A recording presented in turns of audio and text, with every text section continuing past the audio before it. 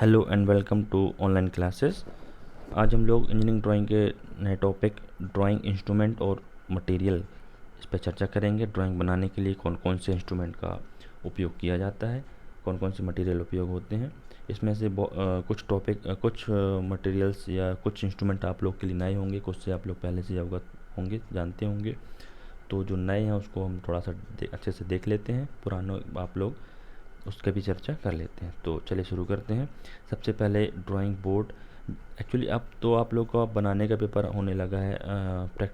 Drawing copy में आपको बना के एग्ज़ाम देना होता है। पहले जब ऑब्जेक्टिव पेपर होते थे तो इससे बहुत ज़्यादा ऑब्जेक्टिव निकल के आते थे, लेकिन अभी भी जब आप कंपटीशन में देने जाते हैं आफ्टर आईटीआई तो इस टॉपिक से ढेर सारे क्वेश्चन निकल के आते हैं। अभी जब लोको से इसमें रेलवे में लोको पायलट का हुआ था, एमपीबी में जब में एग्ज़ाम हुए थे, और पावर प्लांट हर जगह, और पावर प्लांट में ड्राइंग का बहुत महत्व होता है। हर जगह इससे ऑब्जेक्टिव निकल के आते हैं। तो यहाँ तो आप बच के निकल जाएंगे कि आपको इसकी थ्योरी नहीं पूछी जाएगी, लेकिन जब आप कंपटीशन में बैठेंगे तो इसकी थ्योरी ही पूछी जाती है। इसमें पूछ लेंगे ट्राई स्क्वायर का उपयोग कहाँ होता है, कितने साइज़ होते हैं ट्राई स्क्वायर के, है ना। इंटरव्यू में पूछ लेते हैं कई बार आप लोगों से, तो वहाँ पे आप लोग थोड़ा सा प्रॉब्लम हो जाती है। इसको थ्योरी भी यहाँ पे भी क्लियर करते हुए चलेंगे सारे एक एक करके, तो टॉपिक क्लियर रहेगा। चलिए शुरू करते हैं। सबसे पहले ड्राइंग बोर्ड है, टी स्क्वायर है, सेट स्क्वायर है, scale, projector and instrument box जो आप लोग स्कूल में कॉलेज में अभी तक देखते आए हैं वो है ना। फ्रेंच कर्व आप लोग को नया हो सकता है। ड्राइंग पेंसिल, पेपर और इरेजर, इरेजिंग, ये सब तो आप लोग अच्छे से जानते हैं। तो चलिए जो नए जानते हैं वो देखते हैं। ड्राइंग बोर्ड सबसे पहले चर्चा करते हैं। Drawing board it is made of well seasoned would about 25 mm thick. जो ये इसकी थिकनेस होती है 25 mm होती है। वेल सीजनड का मतलब इसको इस तरीके से बनाया जाता है कि इसमें हम मान लो बोर्ड के ऊपर अपना ड्राइंग शीट लगाते हैं और चारों तरफ इसमें पिन लगाते हैं। पिन ईजिली चली जाए उसके अंदर, और जब निकालना हो तो पिन ईजिली निकल आए, और दोबारा भी उस पर पिन लगाई जाए तो ईजिली लग जाए। तो इसलिए इसको वेल सीजन करके बनाया जाता है। 25 mm इसकी थिक होती है बोर्ड की, और सॉफ्ट इनफ, ये लिखा हुआ soft enough to insert and removal of drawing pins, इसीलिए अपन वेल सीजन इसको करते हैं। और इबोनी इसका एक पार्ट होता है, ये एकदम कॉर्नर पे देख सकते हैं आप लोग, इबोनी होता है। इसी पे आपका टी स्क्वायर मूव करता है। टी स्क्वायर क्या है हम आगे अभी इसको डिटेल में पढ़ेंगे। टी स्क्वायर के माध्यम से ही ड्राइंग शीट में पैरेलल लाइंस खींची जाती हैं। पैरेलल लाइन इस तरीके से खींचना होता है तो आपको टी स्क्वायर की मदद लेनी पड़ती है। तो लास्ट टाइम ऑब्जेक्टिव में एक क्वेश्चन आया था कि आपका टी स्क्वायर किस पे मूव करता है, तो ebony on which the T square slides, ebony के ऊपर आपका टी स्क्वायर स्लाइड करता है, बताने का मतलब ये है ना। एक्चुअली में ये ड्राइंग बोर्ड का पीछे का भाग दिखाया हुआ है कि पीछे इस तरीके 3 पट्टियाँ रहती हैं, और उसको एक पट्टी से अपन स्ट्रिप लगा के और बीच में हम स्क्रू से उसको कस के रखते हैं। इस तरीके से कसा जाता है कि सामने फ्रंट साइज़ में ये उछल के ना आए, ताकि अपने ड्राइंग पेपर स्क्रू से फटे ना, या प्रॉपर उसको मेंटेन करके रखा जाता है ना। तो इसके जो पार्ट होते हैं, इबोनी होती है, वर्किंग एज होती है। वर्किंग एज में आपका टी स्क्वायर स्लाइड करता है। टी स्क्वायर कहाँ स्लाइड करता है, वर्किंग एज पे, ठीक है। अब हम नेक्स्ट स्लाइड की ओर चलते हैं। ये इमेज देख सकते हैं आपका, ये बैक साइड हो गई, है ना। यहाँ यहाँ आपकी इबोनी लगी होती है जिस पे आपका टी स्क्वायर स्लाइड करता है। ये आपका टॉप फ्रंट फेस हो गया। इसके ऊपर आप ड्राइंग शीट लगाएंगे इस तरीके से, चारों तरफ इसमें पिन लगाएंगे और इसको ऊपर आप ड्राइंग बनाएंगे, तो आपका ये ड्राइंग बोर्ड तैयार हो जाता है। इसके साइज़ देखते हैं कौन कौन से साइज़ डिसाइड उसके निर्धारित किए गए हैं। द डिज़ाइंड स्टैंडर्ड साइज़, जो इसके जो स्टैंडर्ड साइज़ हैं ड्राइंग बोर्ड के, ये इसका जो ब्यूरो है, standard of bureau 144 180 sorry 190/89 as per standard IS standard. इसके जो साइज़ हैं वो डिसाइड किए गए हैं 144/1898 के अंतर्गत। इसमें जो साइज़ है आपका ड्राइंग बोर्ड D0 सबसे बड़ा ड्राइंग बोर्ड होता है, और D3 होता है आपका सबसे छोटा ड्राइंग बोर्ड होता है। शून्य की जीरो की जो साइज़ है 1500 इसकी लंबाई होगी, और 100 इसकी चौड़ाई होगी, ओके। और जो मोटाई तो सभी की इसमें 25 और 15 दो कॉमन है। तो जो इसकी लंबाई जो रहेगी 1500, और जो चौड़ाई रहेगी वो आपकी 1000 रहेगी, 1000 mm रहेगी। सभी की यूनिट ऊपर mm में लिखी हुई है। D0 की साइज़ रहती है। लास्ट टाइम ऑब्जेक्टिव में पूछा गया था और बहुत ज़्यादा ऑब्जेक्टिव में पूछा जाता था जब ऑब्जेक्टिव पैटर्न होते थे। अभी भी आपको कंपटीशन में इसके क्वेश्चन देखने को मिल जाते हैं। आप जब कंपटीशन की बुक उठा के देखेंगे तो इसमें एक नया क्वेश्चन निकल के आता है। अब देखो इसमें इसके बाद D1 का साइज़ क्या होता है, इसको एज इट इज़ यहाँ उतार देंगे, याद करने का तरीका है, और इसको हाफ करके यहाँ लगभग यहाँ लिख देंगे। अब बोलेंगे 757 लिखा, तो याद करने का मैं तरीका बता रहा हूँ। इसको एज इट इज़ यहाँ लिख देना है और इसको यहाँ पे हाफ लगभग उसका लिखा जाता है। तो अभी 1000 थाउजेंड 1000 क्रॉस 700 हो जाएगा, ठीक है। इसके बाद नेक्स्ट इसको देखेंगे, इसको एज इट इज़ यहाँ पे लिख देंगे और इसको हाफ करके यहाँ पे लिख देंगे, और इसको फिर नेक्स्ट एज इट इज़ यहाँ पे लिख दिया हुआ है। इसको आप लोग देख सकते हैं। 500 एज इट इज़ यहाँ पे आ गया है और 700 का लगभग हाफ यहाँ पे आ गया है। लगभग क्या, आप एग्जैक्ट है वो तो, ठीक है। तो याद करने का तरीका, आपको पहला याद होगा तो सारे याद हो जाएंगे। तो इसका साइज़ D0 सबसे बड़ा होता है, D3 सबसे छोटा माना जाता है स्टैंडर्ड ड्राइंग के लिए। नेक्स्ट आता है टी स्क्वायर। ये बहुत इंपॉर्टेंट चीज़ हो जाती है आपकी। टी स्क्वायर, इसमें देखो एक ब्लेड होती है और ये जो स्टिक पे आपकी माउंट रहती है पिन के थ्रू, है ना। इस एज को, इसको वर्किंग एज कहते हैं, और वर्किंग एज का ही डिग्री जो होता है 90 डिग्री होता है। अपोजिट एंगल ही कम ज़्यादा होता है, 90 नहीं होता है, ठीक है।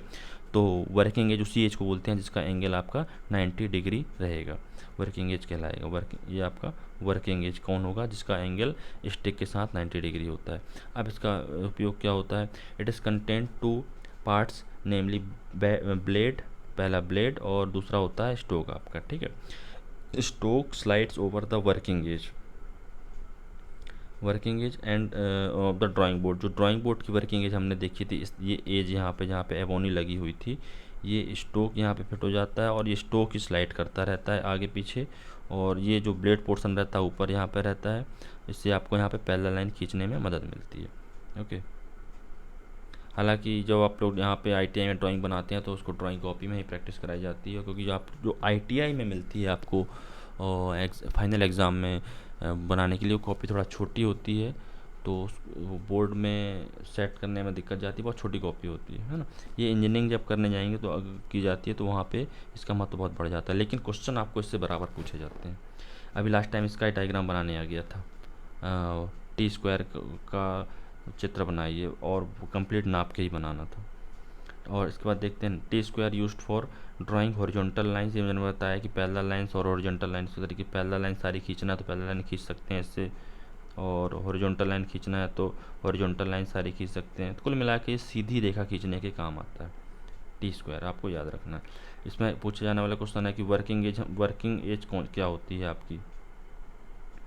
तो आपकी जो वर्किंग एज और स्टोक के बीच में जिस साइड का एंगल 90 डिग्री होगा वही आपकी वर्किंग एज कहलाएगी। नेक्स्ट, अब इसके भी साइज़ डिसाइड किए गए हैं as per the standard bureau, है ना। इसके लिए जो स्टैंडर्ड है आपका यहाँ पे लिखा हुआ 1360 1989 के हिसाब से इसका जो साइज़ है T0 सबसे बड़ा साइज़ है, T3 सबसे छोटा साइज़ है। इसमें इजीली इसको अपन देख सकते हैं, T0 जो होता है 1500 mm का होता है और T3 जो होता है 500 mm का होता है। इसके बीच में 2000 और 700 mm के और दिए हुए हैं। जिस तरीके से आपके पेपर में साइज़ होता है A4 A3 A0 A1 A2 A3, उस तरीके से इनके भी साइज़ दिए हुए हैं। आगे पेपर का भी देखेंगे। इसके बाद आता है सेट स्क्वायर। मेन आपको ITI में इसका उपयोग करना है, सेट स्क्वायर्स का। ये अभी जब आप लोग ITI आने लगेंगे तो इसको हम हैंड टू हैंड प्रैक्टिस करेंगे तो ये भी क्लियर हो जाएगा और ज़्यादा अच्छे से। Set square are in shape of triangle and made of plastic. ये दो ट्राइंगल शेप में होते हैं जो आप लोग देखेंगे इसको। एक 45 सेट स्क्वायर और दूसरा होता है 60-30 सेट स्क्वायर। 45 कहने का मतलब क्या है, देखो इसको हम देखें अच्छे से। सेट स्क्वायर, ये दोनों साथ में इसलिए सेट स्क्वायर सेट बोला जा रहा है इसको। दोनों में ये एंगल 90 डिग्री कॉमन होता है। ये एंगल एक 45 है तो अगला भी 45 होगा इसका। तो इसमें एक 90 और दो 45 के होते हैं, एक 90 दो 45 के, इसलिए इसको अपन क्या बोलते हैं 45 सेट स्क्वायर। इसके बाद यहाँ देखें हम, ये 90 डिग्री तो कॉमन है, इसका एक एंगल 30 डिग्री का और दूसरा 60 का होता है, तो इसे हम 30-60 सेट स्क्वायर बोलते हैं। दो टाइप के होते हैं, है ना। दे 2 इन नंबर्स लिखा हुआ है और ये वही लिखा हुआ है यहाँ पे वन इज़ 20 सेंटीमीटर लॉन्ग, ये जो लेंथ रहती है 20 सेंटीमीटर लॉन्ग रहती है। और जो 45, यहाँ पे देखते हैं, सॉरी ये स्लाइड चेंज हो गई, ये जो 45 डिग्री वाला है, या जो 45 सेट स्क्वायर है, वो 20 सेंटीमीटर लॉन्ग होता है। ये ऑब्जेक्टिव कहीं निकल के आया था, मैंने कंपटीशन एग्ज़ाम में देखा था।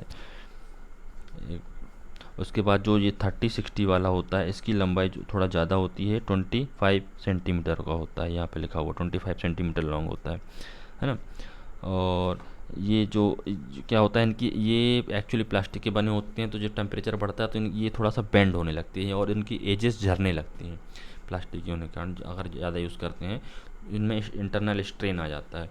तो इसको हम समय समय पर इसकी फ्लैटनेस भी चेक करनी पड़ती है ड्राइंग बनाने के पहले। वो हमें आप जब आएंगे क्लास तो उसको भी अपन हैंड टू हैंड करके देखेंगे। तो ये सेट स्क्वायर हो गया आपका। ड्राइंग इंस्ट्रूमेंट में आपका एक कर्व, फ्रेंच कर्व, ये आपके लिए भी नया हो सकता है। फ्रेंच कर्व एक्चुअली क्या होता है, जब अगर सर्कुलर ऑब्जेक्ट बनाना है तो सीधे हमने राउंडर से उठाया और जितने रेडियस का बनाना है वो हमने उसका सर्कल बना दिया। सेमी सर्कल भी बनाना है तो इस तरीके से हम सेमी सर्कल बना सकते हैं, है ना। सर अगर जिसकी भी रेडियस है तो उसको तो हम कर्व से, नॉर्मली कर्व से बना सकते हैं। लेकिन मान लो आपको कुछ तरीके का ऑब्जेक्ट जोड़ना है, इसकी मैं रेडियस नहीं दी हुई है, तो उसको फ्रेंच कर्व से ही मिलाया जाता है। फ्रेंच कर्व की कोई ना कोई पोर्शन इस या आपको यहाँ पे फिट हो जाएगा और फ्रेंच कर्व के थ्रू इसको हम कर्व को पूरा बना लेंगे। French curve is use to draw different smooth curve which can't be drawn using compass, जिसकी कोई फिक्स रेडियस नहीं है ना। The shape of the curve is irregular, वही मैंने बोला कुछ इरेगुलर है, रेगुलर होता तो रेडियस होती, एंड डिफरेंट शेप, इसलिए यहाँ पे इसका डिफरेंट शेप दिया हुआ है। कहीं पे जैसा ये दो लाइन के बीच में अगर हमको यहाँ पे कर्व बनाना है तो कहीं ना कोई इसका पोर्शन यहाँ आके फिट हो जाएगा और हम कर्व बना देंगे इस तरीके से, ठीक है। तो फ्रेंच कर्व भी प्लास्टिक का ही बना होता है और इरेगुलर शेप की रेडियस को बनाने के लिए काम आता है। इसके बाद ड्राइंग पेपर की बात करें, ड्राइंग पेपर, ये फ़ोटो वाले पेपर हम देखते हैं, वो भी एक ड्राइंग पेपर ही है, आपका प्लेन पेपर होता है। ड्राइंग पेपर वो A4 साइज़ का होता है, उसकी साइज़ यहाँ पे दी हुई है ये, है ना। ट्रिम्ड अनट्रिम्ड का मतलब होता है फाइलिंग करने के बाद काटा जाता है ना। तो ये A0 जो होता है आपका सबसे बड़ा साइज़ होता है हर चीज़ में, किसी भी चीज़ में देख लें आप, चाहे तो आप T² देख लें, ड्राइंग बोर्ड देख लें, तो उसमें D0 सबसे बड़ा साइज़ था, उसमें T0 सबसे बड़ा साइज़ था, यहाँ A0 सबसे बड़ा साइज़ है। तो T0 A0 का साइज़ जो है 880 880 1230 mm है। फिर वही करना है आपको, इसका 1230 का हाफ़ करके यहाँ लिख देना है 625, और इसको एज इट इज़ यहाँ ले आना है तो A1 बन जाएगा। फिर उसके बाद आपको 880 का हाफ़ करके यहाँ लिख देना है और इसको एज इट इज़ यहाँ ले आना है तो आपका A2 बन जाएगा। इस तरीके से करते करते आप नीचे आ जाएंगे, एक को हाफ़ करेंगे दूसरे को एज इट इज़ लिख देंगे। यहाँ पे कन्फ्यूजन है तो एक बार फिर देख लीजिए, ये 880 के लिखा है और 1230 लिखा है, तो 1230 को हाफ़ करके यहाँ लिखा तो 625 हो गया और इसको एज इट इज़ यहाँ पे ले आए। उसके बाद 880 का हाफ़ करके यहाँ पे ले आए उसको और इसको एज इट इज़ यहाँ पे लिख दिया। तो इस तरीके से इंटरचेंज करके आप पहली वैल्यू याद रहेगी तो आखिरी वैल्यू तक आप पहुँच सकते हैं इजीली, ठीक है। तो आज अभी ये नेक्स्ट स्लाइड में और देखते हैं क्या दिया हुआ है इसमें। ड्राइंग पेंसिल्स के बारे में दिया हुआ है। पेंसिल्स में पेंसिल का बहुत ज़्यादा इंपॉर्टेंस बढ़ जाता है हम जब ड्राइंग बनाते हैं। ड्राइंग आपसे कितनी भी अच्छी आती है, अगर आप पेंसिल का उपयोग अच्छे से नहीं कर पा रहे हैं तो आपके मार्क्स ड्राइंग में हमेशा कम ही आते हैं और ड्राइंग को आप क्लेम भी नहीं कर सकते हैं, या कॉपी चेक होने के बाद आप उसको कोर्ट में भी नहीं लेके जा सकते हैं, क्योंकि ड्राइंग का अगर आपने पेंसिल का उपयोग गलत कर दिया है तो आपके नंबर कट भी जाएंगे और आप उसमें उंगली नहीं उठा सकते हैं, ठीक है। Grading of pencil depends upon the hardness, उसमें आपने बचपन में देखा या आप स्कूल में देखा कि HB पेंसिल यूज़ करते हैं, इसमें 2 शब्द लिखे रहते हैं, तो इसमें H जो शब्द रहता है वो उसकी हार्डनेस बताता है, कितनी हार्ड ग्रेफाइट है उसके अंदर की, और जो 20 लेटर रहता है वो बोल्डनेस बताता है, ओके, कितनी बोल्ड है वो, मतलब कितनी डार्क बन सकती है, उससे लिख सकते हैं। तो grading of pencil depends upon hardness and softness, है ना। H यहाँ पे देख सकते हैं H2H, ये वाली लाइन सेकंड लाइन, H2H और 3H से लेकिन 9H तक हार्ड रहती है। जितना ज़्यादा H बढ़ता जाएगा उतनी ज़्यादा उसकी हार्डनेस बढ़ती जाएगी। डिग्री ऑफ हार्डनेस इंक्रीजेस, ठीक है। तो जैसे जैसे H बढ़ता जाएगा हार्डनेस उसकी बढ़ती जाएगी। इसी प्रकार से आप बोल्डनेस में देखेंगे तो B 2B 3B 7B, ये इसका मतलब indicate the degree of softness या बोल्डनेस बोल सकते हैं उसको, इंक्रीजिंग। जैसे जैसे बी की मात्रा बढ़ती जाएगी आपकी उसके गाढ़ेपन या डार्कनेस की मात्रा बढ़ती जाती है।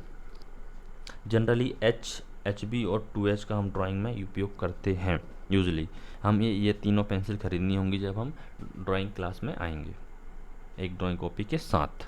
और ये इंस्ट्रूमेंट बताए हैं, इसमें से आपको सेट स्क्वायर लेना ज़रूरी रहेगा। यहाँ पे मैंने एक टेबल बनाई दी हुई है, बुक से ही ली है ये भी। HB मतलब मीडियम सॉफ्ट होती है। इसका उपयोग कहाँ करते हैं? फ्री हैंड स्केच में और डार्क लाइन वर्क के लिए करते हैं। H का उपयोग कहाँ करते हैं? लेटर्स बनाने में, अक्षरांकन जब अपन लिखेंगे, कुछ भी लिखना है ना, ड्राइंग शीट में अगर कुछ लिखना है तो अपन एच पेंसिल का उपयोग करेंगे। जनरल लाइन, ऑब्जेक्ट लाइन बनाने में, ये जब मैंने लाइन पढ़ाया है तो वहाँ पे इसका उपयोग अच्छे से बताया है, आप वो वाला वीडियो अच्छे से देख सकते हैं। H3H का कंस्ट्रक्शन लाइन बनाने में उपयोग करेंगे। और ये हार्डली अपन यूज़ करते हैं ड्राइंग मिनट्स के लिए, तो हमें जो पेंसिल यूज़ करना है HB और 2H आपको उपयोग में लानी है। नेक्स्ट देखते हैं। अच्छा, पेंसिल जो अपन शार्प करते हैं तो इसमें एक ये आपका A और B दो पोर्शन दिखाई दिए गए हैं। ये कोनिकल फॉर्म दिया है और दूसरा एक चिजल के फॉर्म में दिया है, आपका छेनी जैसे बोलते हैं हिंदी में, है ना। तो जो कोनिकल आपका पॉइंट होता है, ये वाला point used for lettering and sketch, जो कुछ लिखना है अपन को या स्केच वर्क करना है तो कोनिकल पॉइंट यूज़ करते हैं। और चिजल पॉइंट कब यूज़ करते हैं? जब यूज़ करते हैं draw the number of uniform, एक सी थिकनेस बनानी है आपको, इस तरीके से थिकनेस बनानी है, एक सी डार्क उसकी मोटाई बनानी है लाइन की, तो चिजल फॉर्म यूज़ करते हैं। ये आपका क्वेश्चन पूछा हुआ है एग्ज़ाम में, है ना। दो इमेज आई थी और आपको बताया गया था कि इसका नाम बताना है, किस कौन सा फॉर्म है इसमें। अच्छा, आपने पूरी ड्राइंग बना ली, उसके बाद आपने सब कुछ कर लिया। अगर ड्राइंग आपने शीट तैयार ही नहीं की है तो आपका ड्राइंग वर्क पूरा ख़राब हो जाता है। तो आप एक बार मैं यहाँ पे बता देता हूँ कि ड्राइंग शीट को प्रिपेयर कैसे करते हैं। सपोज़ करो आपका ये प्लेन पेपर है, ओके, प्लेन ड्राइंग शीट है, इसमें हमको ड्राइंग बनानी है। तो सबसे पहले हम इसमें मार्क करेंगे, यहाँ से 20-20 की लाइन, दो पॉइंट बना लेंगे। लाइन ना बना के एक्चुअल में 20-20 पे दो पॉइंट रख लेते हैं, है ना। 20 सेंटीमीटर पे एक लाइन खींच लेंगे यहाँ पे। फिर यहाँ से 10 mm की दूरी पे, ये 10 mm की दूरी पे ये लाइन खींच ली। 10 mm की दूरी पे, ये 10 mm की दूरी पे ये लाइन 10 mm है अपना, है ना। इस तरीके से लाइन खींच ली। तो यहाँ पे भी ये भी 10 है, ये भी 10 है, ये भी 10 है, ये डिस्टेंस। यहाँ पे बस 20 mm की दूरी पे लाइन खींचते हैं, क्योंकि ये जो आपकी सीट है कहीं ना कहीं फाइलिंग की जाएगी, तो यहाँ से 10 mm पे छेद किए जाते हैं और फिर फाइलिंग फंसाई जाती है। तो छेद से भी 10 mm बचा रहे, इसलिए इस साइड हम अपने इस हैंड पे, लेफ़्ट हैंड पे 20 mm का लाइन छोड़ते हैं। कुल मिला के मैं बताना चाह रहा हूँ आपको कि जैसा आपका ये प्लेन पेपर है, तो आपको ड्राइंग बनाने के पहले आपको इस तरीके से उसके अंदर एक रेक्टेंगल नुमा आकृति बनाना पड़ेगी। ये यहाँ पे 10 mm, ये 10 mm और ये 10 mm डिस्टेंस है, 10-10 mm की डिस्टेंस छोड़ेंगे। और यहाँ से ये जो डिस्टेंस मैंने छोड़ी है 20 mm की छोड़ेंगे। तो पहला काम आपका ड्राइंग प्रिपरेशन का तैयार हो जाएगा। और दूसरा काम जो रहता है इसमें कुछ एक यहाँ पे टाइटल ब्लॉक बनाते हैं, जैसा कि यहाँ पे बनाया हुआ है ना। टाइटल ब्लॉक बनाया जाता है, ये टाइटल ब्लॉक बना है। जो भी लिखने वाला काम होता है, सिंबल होता है, हम ये राइट हैंड के लोअर राइट हैंड कॉर्नर पे करते हैं। या और बाकी इस पूरी ड्राइंग में एक शब्द भी हमें नहीं लिखना है, जो भी लिखेंगे हम यहाँ पे ही लिखेंगे। और पूरे के पूरे पेपर में हम ड्राइंग बनाने का काम करते हैं। तो उम्मीद करता हूँ आप लोग को ये ड्राइंग इंस्ट्रूमेंट कुछ क्लियर हो गए होंगे। बुक से भी एक बार रेफ़र कर लेंगे तो और अच्छे से क्लियर होता जाएगा। ओके, तो अभी तक के लिए इतना ही। नेक्स्ट लेक्चर में फिर मिलेंगे। Thank you very much.